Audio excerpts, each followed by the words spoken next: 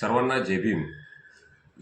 Doctor Saheb Ambedkar ज्यावेळेस इंग्लंडमधून graze कोर्टातून barrister ही पदवी घेतात व भारतामध्ये आल्यानंतर वकिली हा व्यवसाय चालू करतात, त्यावेळेस भारतातील वंचित, बहुजन, गरीब, अस्पृश्य समाजाला एक आपल्यासाठी न्याय देणारा व्यक्ती आहे हे समजतं व हक्काने त्या व्यक्तीकडे ते लोक न्याय मागण्यासाठी जातात।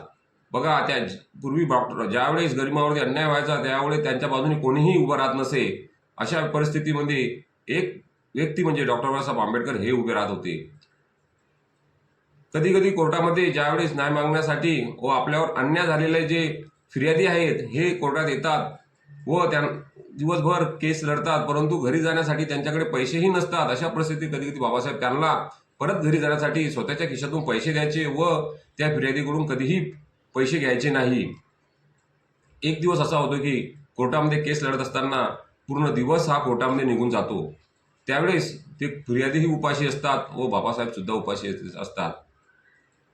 एक बाबासाहेब असे करतात की त्या फिर्यादींना घेऊन आपल्या घरी जातात व घरी गेल्यानंतर स्वतः डॉक्टर बाबासाहेब आंबेडकर आपल्या हाताने किचनमध्ये जेवण बनवतात व जेवण ते बाहेर घेऊन येतात व हे जे फिर्यादी असतात यांना जेवण देतात।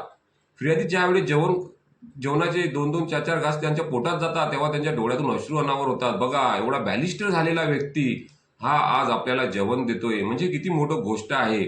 याच्यातून हे लक्षात येते की डॉक्टर बाबासाहेब आंबेडकरांना आपण असं नुकतंच आपली आई किंवा बाप म्हणत नाही। बघा मित्रांनो, बाबासाहेब म्हणजे काय होते, स्वतः बॅरिस्टर असून जेवण बनवून मुलांना म्हणजे जे मुलं म्हणजे जे फिर्यादी आज आपण आपल्या डॉक्टर साहेब आंबेडकरांना बाप म्हणतो, असे मुळीच म्हणत नाही।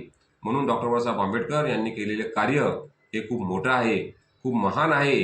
अशा थोर व्यक्तिमत्वाला मी कोटी कोटी नमन होतो।